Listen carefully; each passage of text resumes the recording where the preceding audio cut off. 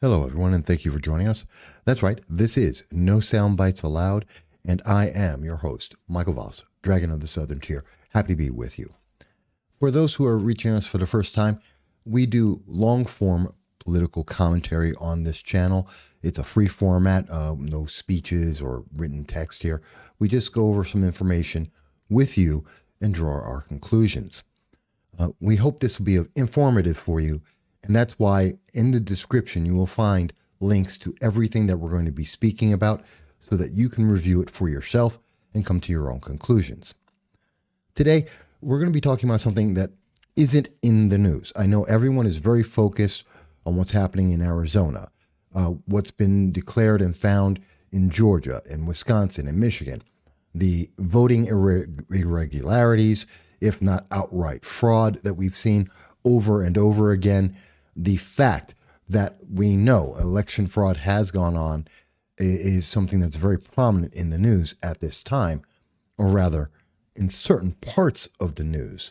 Much of the news media has been pushing Joe Biden as the president-elect, even though that won't be determined until December 14th, even as we see many court cases and many issues going on right now. But I want to go into a slightly different subject, something that I think is equally as important, irregardless of who may or may not become president on January 20th, January 21st. This is important. This is going to be a big deal for 2021. And it's something that a lot of people haven't noticed because it involves the past. And most Americans, let's be honest, most Americans don't remember what happened in politics 3 months ago, let alone 3 years ago or any time further back than that. Many people are hard-pressed to remember what's going on in our politics in the last 3 days. And that's what the whole 24-hour news cycle is about.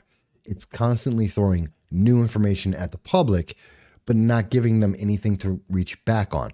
That's why every time they mention bills, they never tell you what is that bill number so you can look it up for yourself and to read the bill itself. Media today is very much centered around, here's the headline, here's 30 seconds of information, and this is all you get. So trust us, believe us. And that's why most people don't believe the modern news media, the mainstream media. It's why why news media is dying. And we're seeing the internet take over more and more as people search for information that is factual and not filtered. And that's what we do on this program in part. So what we're going to be talking about is a culmination of 3 separate issues that have been going on in America for some time now that I believe in 2021 will come to fruition and we will see a culmination. And this will have a negative impact on America. It will have a devastating impact economically and socially and politically. And this is a big deal. This is really a big deal, and no one's been talking about it. So let's get into it. Now, to start this off and to give it good context so you understand, I'm going to start off with the minimum wage. Now, everyone's heard about minimum wage over the last election or so, for the last 4 years at least. People have heard over and over again that we need to have a minimum wage of $15 an hour. And we were talking about this back in 2015, in January of 2015, as a matter of fact. We have been talking about it because President Cuomo was bringing it up, and that's when New York State was enacting a new minimum wage, raising the wage, and devastating the New York City as well as upstate New York. And at the same time, Senator Elizabeth Warren had made a call to have a $22 minimum wage as she was preparing to get ready for her run for election. In addition, we've heard people like current Congressman Anthony Brindisi, who's called for a minimum wage of $22, a living wage is sometimes what it's called, of $22. And this has been ongoing. Now, one of the things we didn't hear and people haven't talked about much is the fact that what does a minimum wage actually do? How does it affect the nation? If we were to raise the minimum wage to $15 an hour, well, back in 2015, the idea was just raising the minimum wage to $10 an hour. And that was reviewed by the CBO, the Congressional Budget Office. And what they found was that we could lose as much as 1 million jobs. 1 million people could lose their jobs because we increase the minimum wage just to $10, from $7.25 to $10.10. Now, we also know that minimum wage actually only affects, and this is something people are always amazed when I mention this to them, only between 2 to 5% of the nation actually makes minimum wage. The big hubbub about this is, I think it's currently 2.5% of the nation actually has minimum wage. Everyone else makes more. And the majority of the people who are making minimum wage are those who are around the age of 20, who are getting their very first job. These are entry-level jobs for the most part. So it's insane that we're even talking about this, but it has a massive effect on the economy. And as we went through this in 2015 in our article, What Does the Proposed Increase in Minimum Wage Really Mean to New Yorkers? It also has an impact across the nation, as we were talking. And we found that Jonathan Meir and Jeremy West of Texas A&M found that their findings are consistent across all data sets, indicating that job growth declines significantly in response to increases in the minimum wage. However, we do not find a corresponding reduction in the level of employment, particularly in specifications that include state-specific trends. Also, David Newmark at the University of California, he states, most studies of the effects of minimum wage on the income distribution in the United States suggest that higher minimum wage does little to reduce poverty. Some low-skilled workers lose their jobs and others fail to find work because of the higher wage floor. And then there's the thought from James Schrager of the University of Chicago, Booth School of Business. It depends on your definition of small business. If a neighborhood restaurant or hardware store, then yes, it could have quite an impact. But if your small business is a technology startup, then probably less so, as you are not likely to employ as many entry-level employees. So what's the upside of this?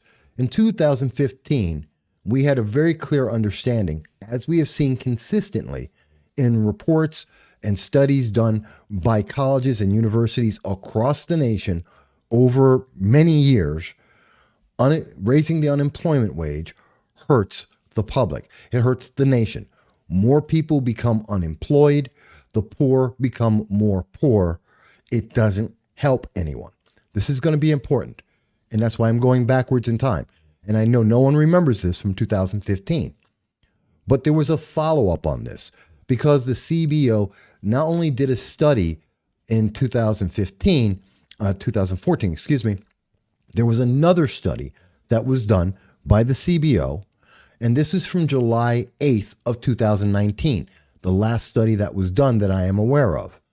And in this one, they went, and because the minimum wage argument went from $10 to talking about $15 an hour, thanks to Bernie Sanders and Alexandria Ocasio-Cortez and the Democratic Socialists of America and BLM and Antifa, those far left organizations, what we heard is everyone was talking about we need to raise the minimum wage to $15 an hour. Well, when the CBO did this, the Congressional Budget Office, this is a nonpartisan group in the government itself. It has no relation to who's in power. When they again looked at this and updated their numbers to include not just a $10 an hour increase in the minimum wage, but also the $15 an hour wage increase, we got to find out that somewhere, not just 1 million people, but up to 3.5 million people may lose their job because of the increase in the minimum wage. And in fact, there is, while some people would see an increase in their income, there is a growing portion of the poorest of Americans that would lose money and would become even poorer. This is a problem. This is a big deal.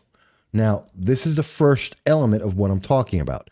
So from 2015 all the way to roughly today, we know that minimum wage, which has been requested, and everywhere that it has been done, where the minimum wage has been raised to $15 an hour, we have seen this study come true. The CBO has been proven correct.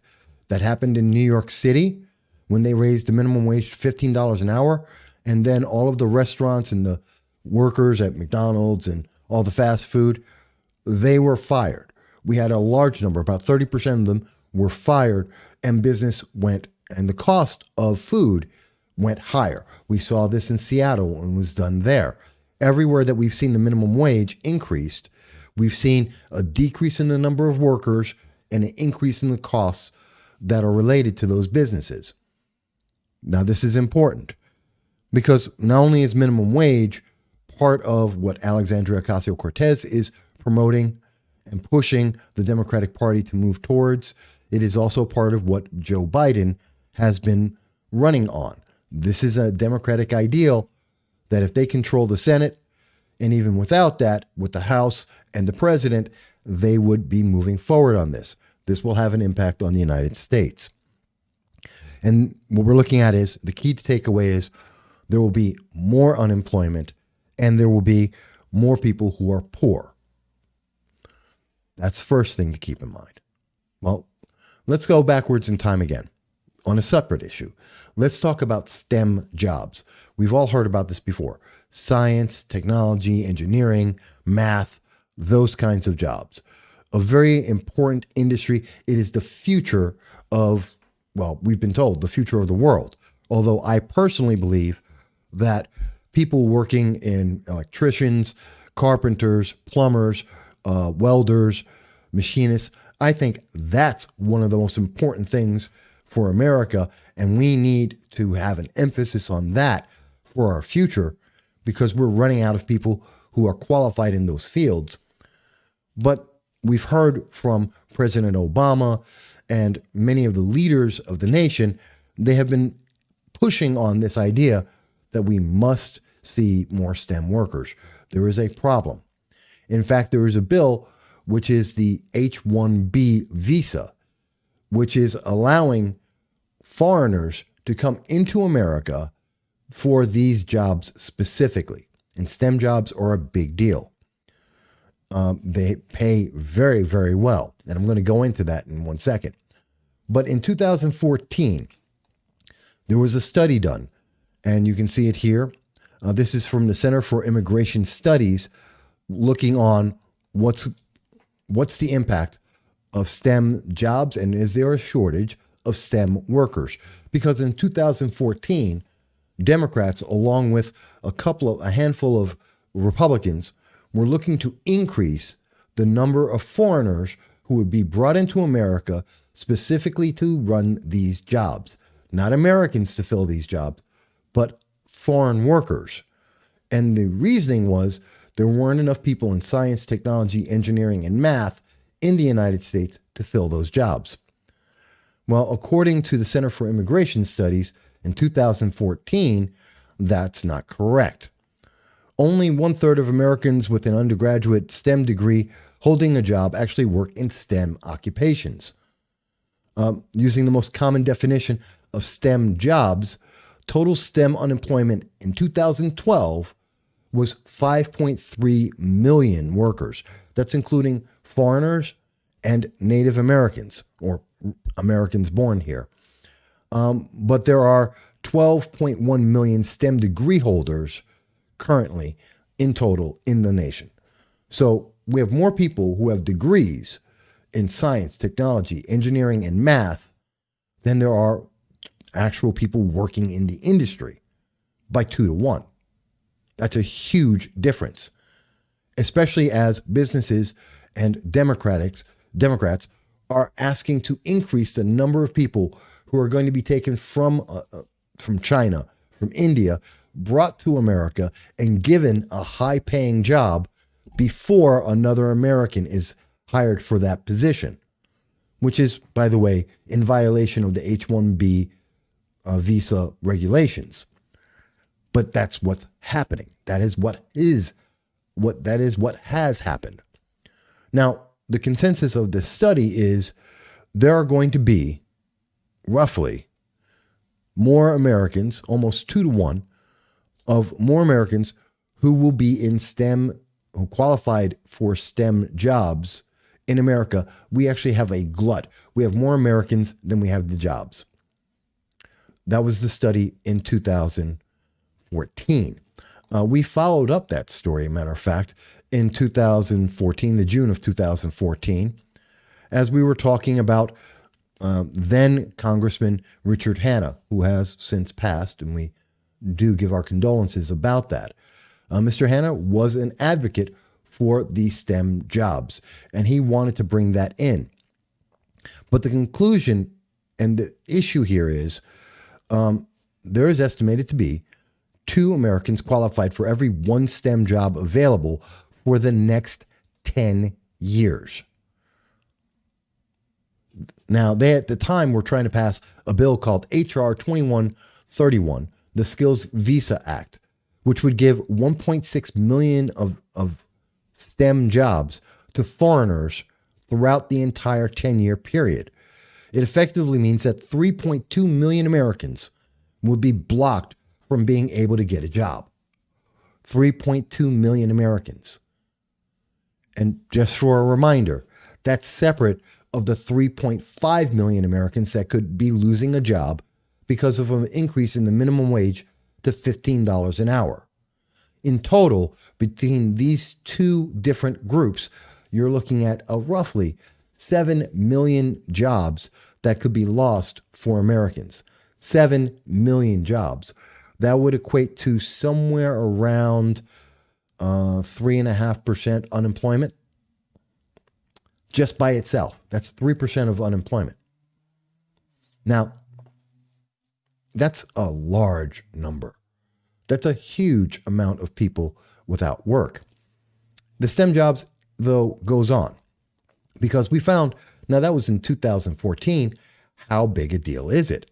Well, in 2018, according to U.S. News, an article by Sunita Radu, who is a staff writer there, she was speaking about it, and she found that the 4th annual STEM survey by Emerson shows that 2 out of 5 Americans say STEM worker shortage is a crisis in the United States.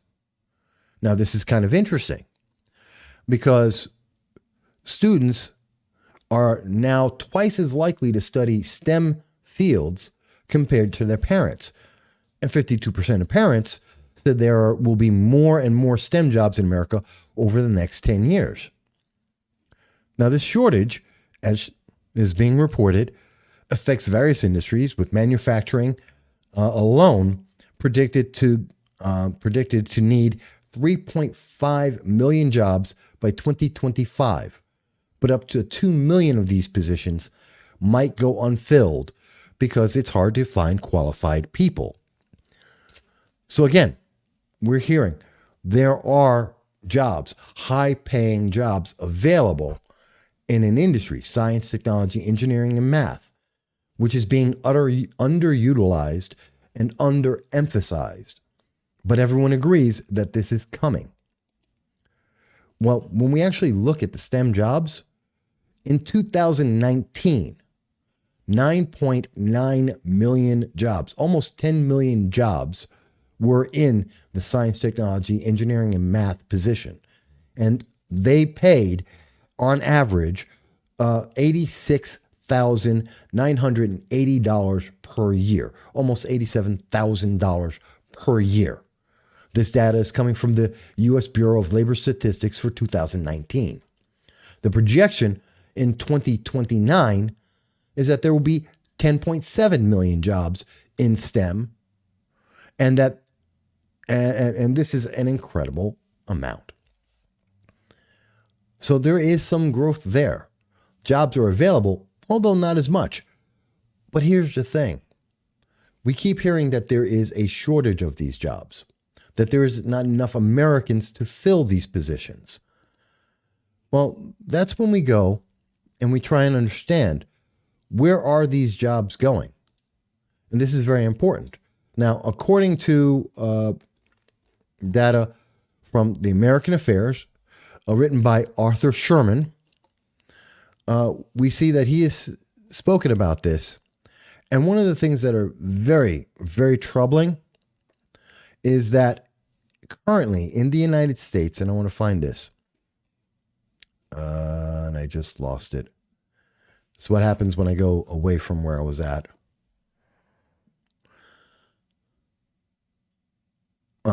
In 2016 to 17 school year, China was the top origin country for international students in the United States. 33% of them, representing 33% of foreign students in the United States. India had 17%. South Korea and Saudi Arabia had 5% each, and Canada had 3%. Engineering, business management, math, and computer sciences were the top 3 fields of study for international students, accounting for half of all international student enrollments. This is important. We have fewer Americans, supposedly, that are going into STEM fields, although we have more than enough students for a 2-to-1 filling of all the jobs that are available, with jobs continuing to grow over time consistently. And we see that at the same time, we have more students from overseas who are coming into America specifically training for these jobs. And that we have the H-1B visas that are giving these jobs to them instead of to Americans. And I say that because, according to the Economic Times, in their international edition in India, they put out the Democrats flay Donald Trump for announcing new curbs on H-1B visas without public scrutiny. This was on October 8th. October 8th, which I'm sure no one in America heard about it because I didn't notice it at that time either. Most of us missed this. But one of the things that was very important about this is, where is it? The H-1B visa program is a non-immigrant visa that allows U.S. companies to employ foreign workers in specialty occupations that require theoretical or technical expertise. And we have found that, here it is. DHS said that while the program intended to allow employers to fill gaps in their workforce and remain competitive in the global economy, it has expanded far beyond that, often to the detriment of U.S. workers. Data shows that more than 500,000 H-1B non-immigrants in the United States have been used to displace U.S. workers, which has led to reduced wages in a number of industries and a stagnation of wages in certain occupations. That's important. So in 2014, Democrats were trying to increase the number of foreigners who are getting jobs instead of Americans. We saw that this has continued throughout 2018 up till right now. And Donald Trump, one of the first presidents to step forward and reject increasing. President Obama and Joe Biden, that administration, thought to increase the H-1B visas. As we saw in 2014, we saw that again in 2018. 2016. And we've seen Donald Trump take the opposite position. And in fact, he cut and restricted the number of Chinese non-immigrants that were allowed to have H-1B visa jobs. And the Department of DHS has decided, Homeland Security has decided and shown that 500,000 Americans are being denied jobs worth as much as $86,000 a year on average. This is a problem.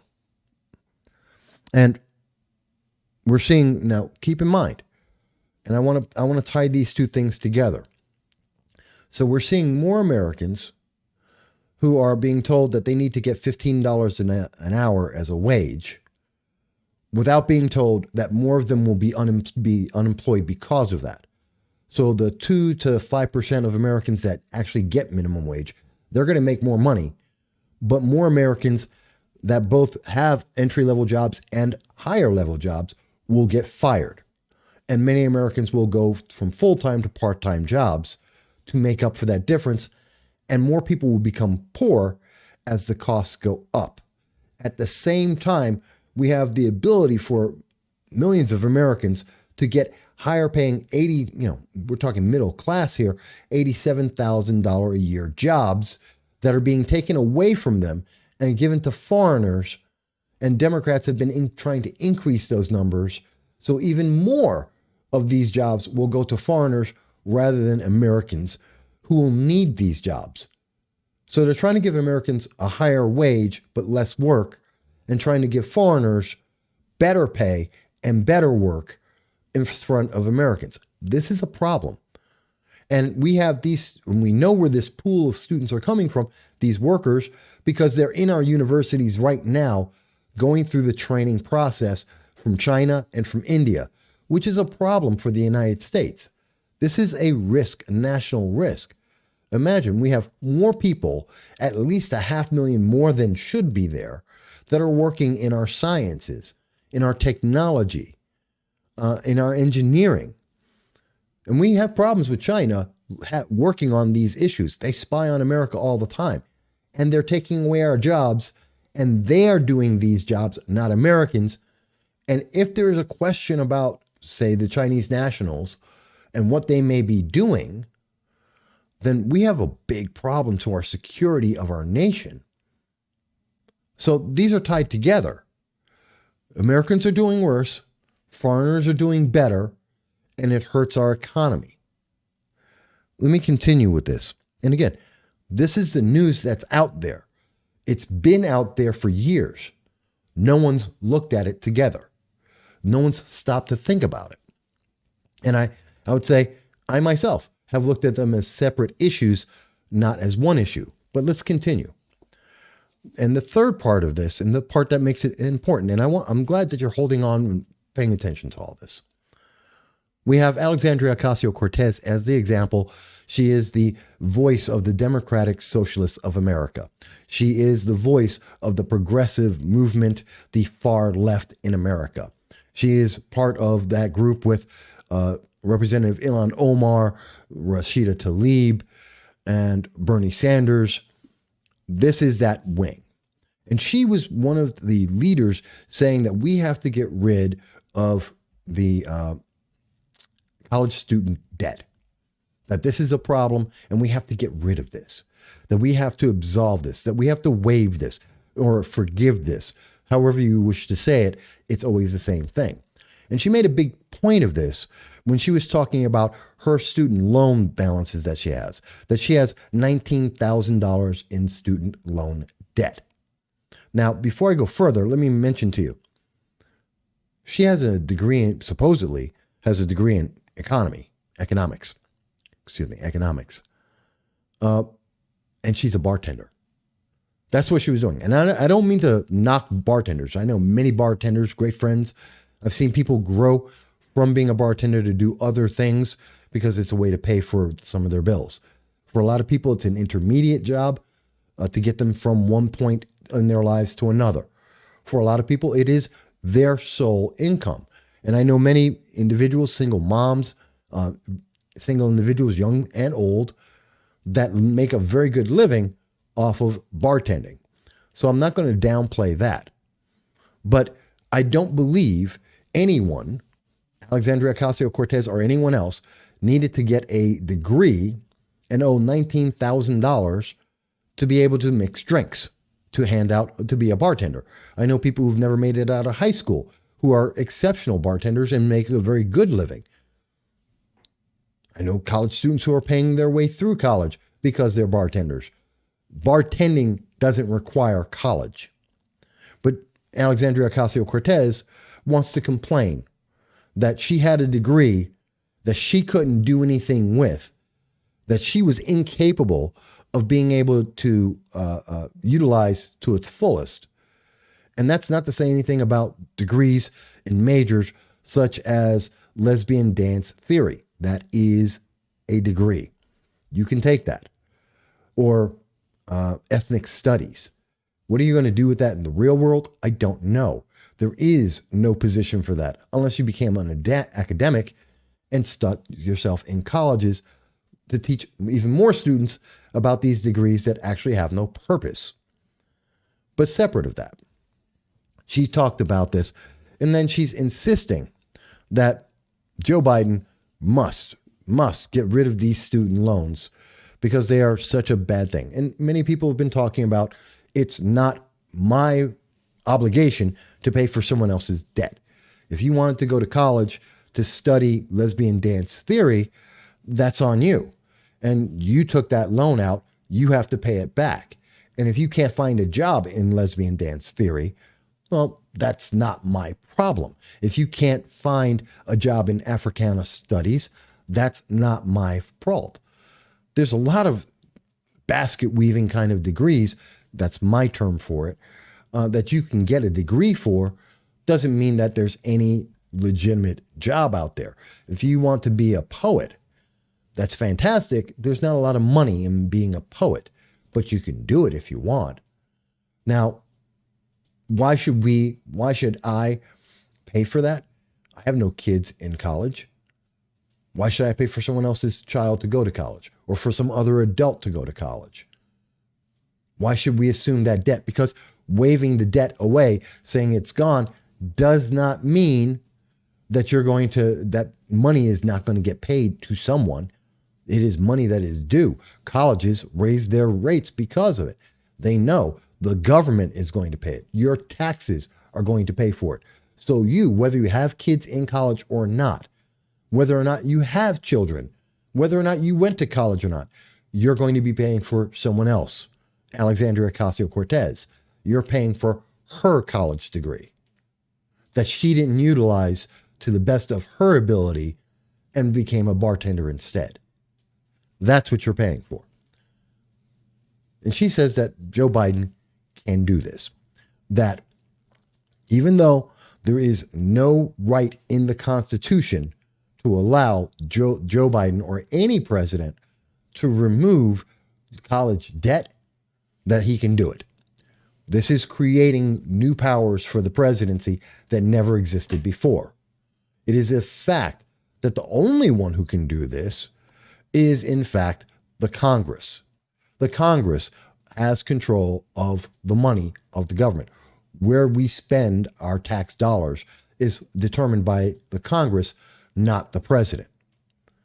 But since Democrats are not confident that they will have control of the Senate, they want to bypass that. They want to bypass the constitutional structure of the government to get things that they want. That's what Alexandria Ocasio-Cortez and the Democratic Socialists, the progressives, are asking for, to change the rules of the government, to break the government, essentially, and to create new powers locked into the presidency for their advantage.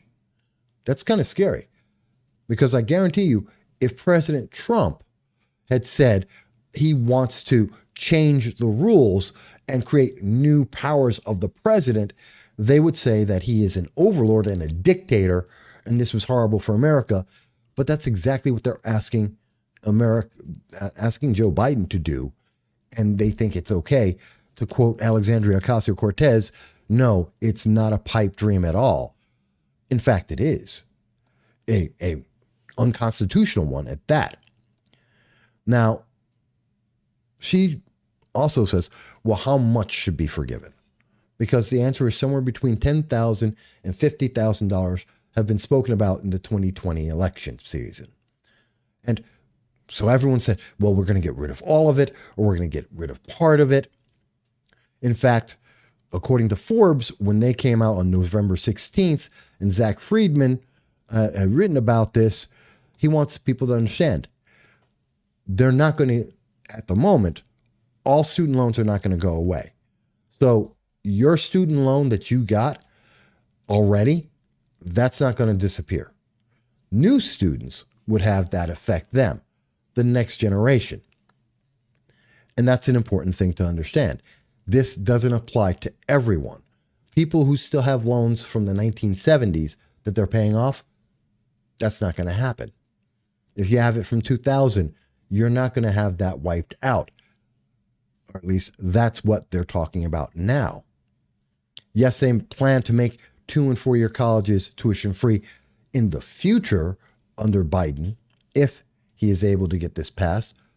But that doesn't mean it's going to happen. And there is nothing that guarantees that they'll be able to cancel all or any part of student loans, even the 10%. Although, so far, Joe Biden has stated that he wanted to cancel student loans that applied to those who've been impacted by coronavirus. I don't know anyone in America at this time who has not been impacted by coronavirus. In fact, if we weren't all impacted by it, why are we wearing masks?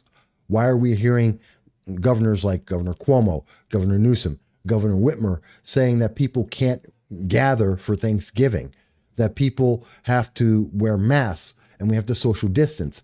And in fact, just today, we heard that Governor Cuomo is now saying that he's planning, or he may elect, based on his whim, to have New York State shut down again, which would be devastating. It is estimated in New Jersey, it was just reported over the weekend, some 30% of businesses have already closed in New Jersey following, and they were mirroring the policies of New York State. And they're expecting that if they do another shutdown, an additional 40% of businesses would shut down forever in New Jersey. We would expect similar numbers throughout the rest of the nation. We've heard similar things in Colorado, that up to 60% of businesses could close if there is another shutdown, like the national shutdown suggested by Joe Biden's coronavirus czar. But coming back to student loans, that we don't know who would have these loans removed for. But Joe Biden's the only one who would be able to get this done. Well, that's not entirely true. Other people have been talking about this for a while. But the essence of this Forbes piece, in connection to what Alexandria Ocasio-Cortez has said, is there's a lot of miscommunication going around to the public. There's this false belief that the president has some control over this, that there's no consequences to other businesses and industries that rely on those funds must be paid, and that it adds an additional burden onto each and every individual taxpayer, regardless of whether or not you, in fact, have actually gone to college or have kids who have gone to college. And it's not our fault, and it absolves any of the students for having picked a career that has no end goal, no true purpose. But there's another aspect of this that needs to be understood. What if I were to mention to you that college loans, if we wiped them out 100%, or even got rid of $50,000 of the student loans, or even $10,000 of student loans, what if I told you that was a gift to the Ivy League students, people like Alexandria Ocasio-Cortez, who didn't go to a public college, but went to one of the Ivies that went to these exclusive schools? What if I told you that the rich are going to have a better benefit than anyone else, that poor people are going to be hurt more by this than be helped? You would say, Mike, well, how could you possibly say that? Where are you getting that from? You have to prove that. Well, here's the thing. It's not me saying it. That's coming from the University of Chicago.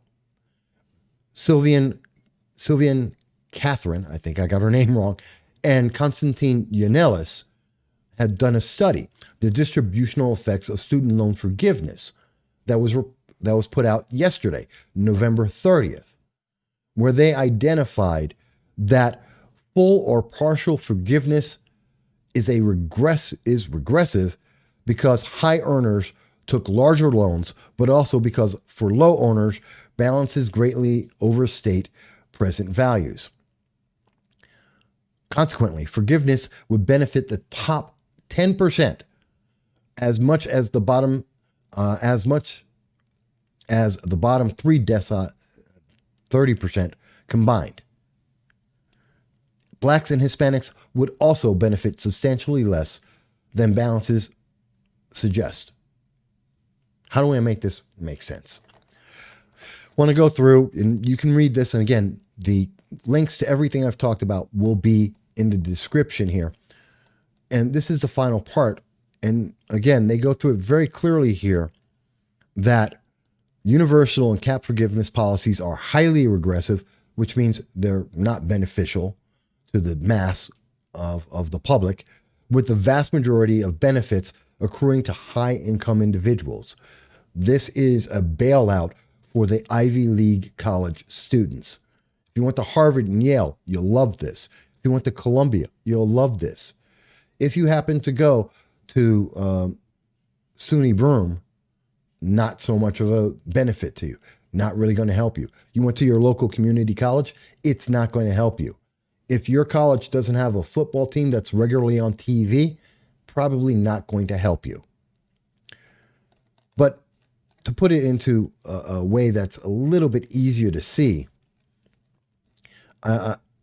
this gives us an idea, the values and gains that we're talking about. Okay?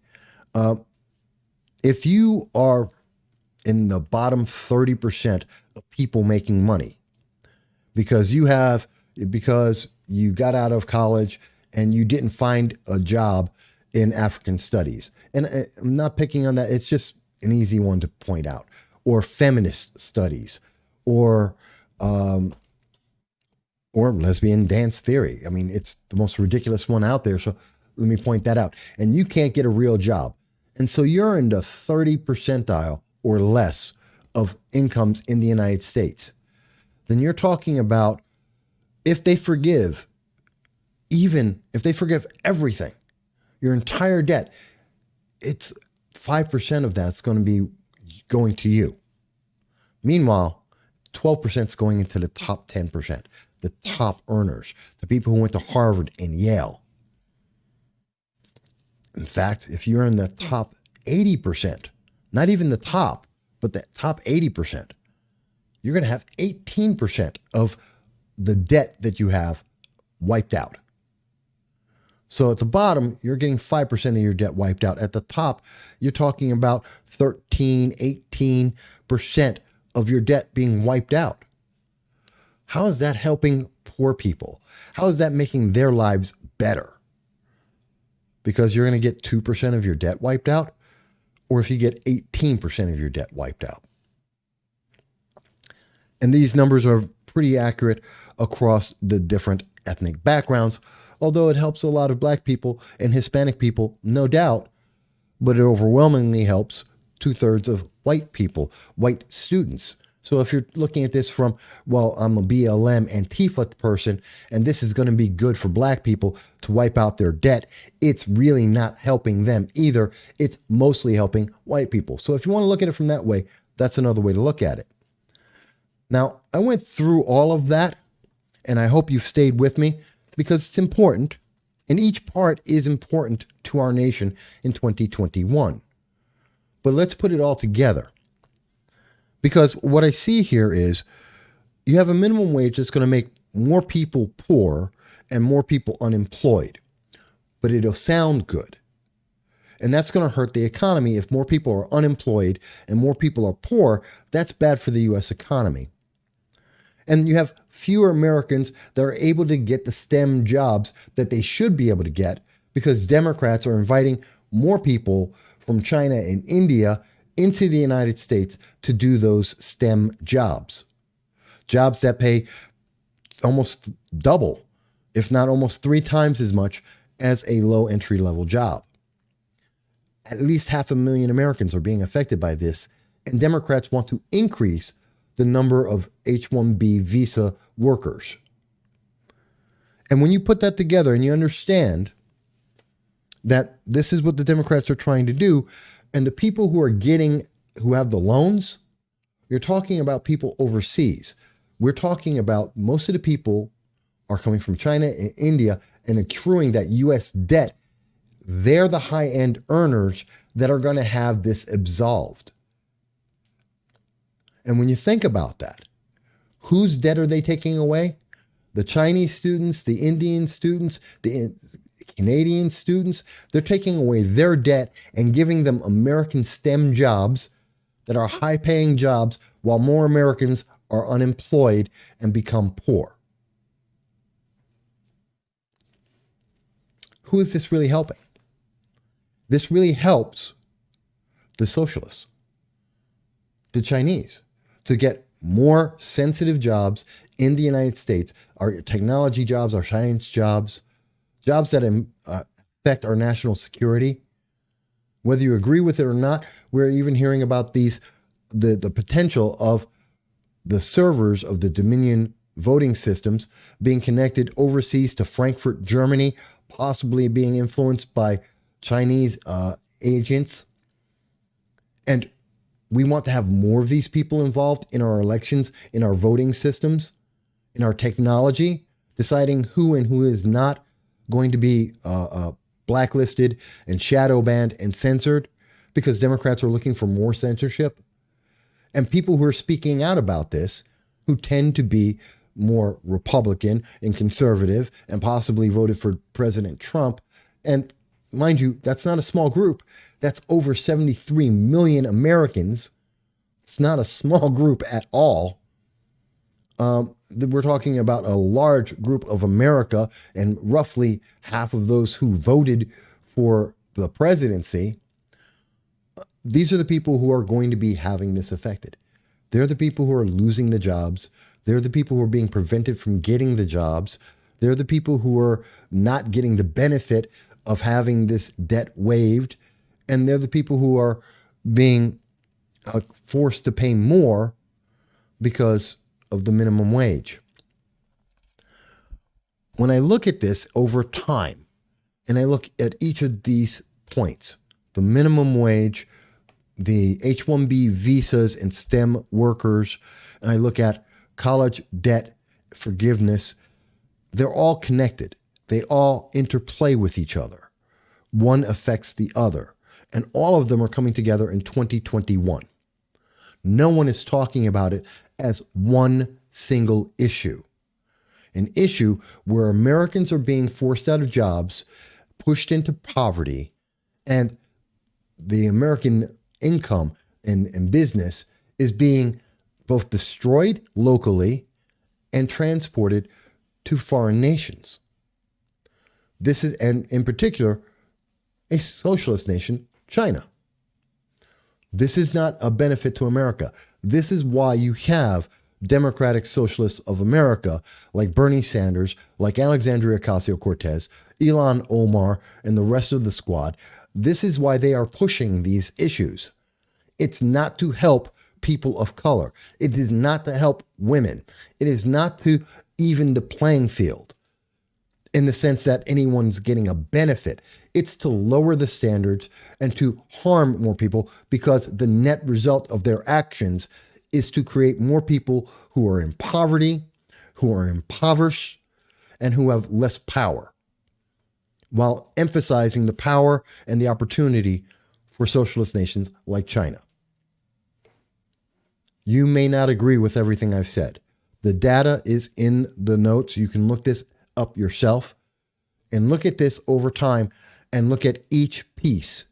Think of it as a chessboard, because politics is not one issue at a time. It's all of the issues connected and how they all react to each other. And we're seeing them all come together in 2021, possibly under a Joe Biden, Kamala Harris administration. And they are in favor of each of these issues that will hurt America. Joe Biden wants to increase taxes. He's already said he will increase taxes on day one. That hurts our economy that's already hurt. He's already said that he is willing to shut down the U.S. economy, even as Governor Cuomo Governor Newsom are already saying they're planning to shut down their individual states, hurting the American people, hurting our economy. We know that businesses are going to shut down. Over 20% of businesses have already been shut. Increasing the minimum wage will sound like a great boon to people and say, oh, this makes up for you not being able to work, except more people will again be pushed out of jobs and the cost of goods will go higher. People will not be given STEM jobs. They'll go to overseas, individuals overseas who have been training in the U.S. for this, foreign nationals here only for one purpose, and that is to take these jobs away from Americans. And we will have the debt that these foreign nationals owe the United States waived, clearing their path. That is a scary scenario.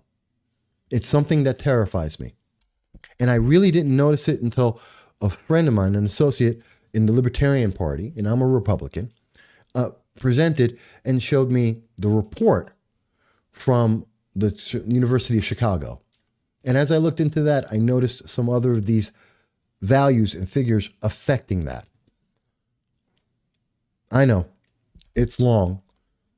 Not a lot of people are going to love this subject. It deals with the history of our politics, what's been going on behind the scenes that we have not been paying attention to. It's a lot of data. But I tell you, take a look at this. Tell me if I'm right. The facts I've laid out in front of you, put them together, you consider it. Is my conclusion correct? Do you agree? Did I miss something? I'd love to hear what you think. You can reach us on Facebook and YouTube, and of course on Sundays at 2:30 p.m. Eastern Standard Time. We always do a live stream with you where you can speak with us directly, calling into the show, as well as leaving your comments on Twitter, on Facebook, on YouTube. We look forward to hearing what you have to say. And again, the description has the links to everything we've just spoken about. I advise you, I know it's not going to be a popular subject. It's not going to get that 30 seconds on the news because the media doesn't want to talk about this. But this is important. Thank you for taking the time to hear about it. And I look forward to speaking to you again soon.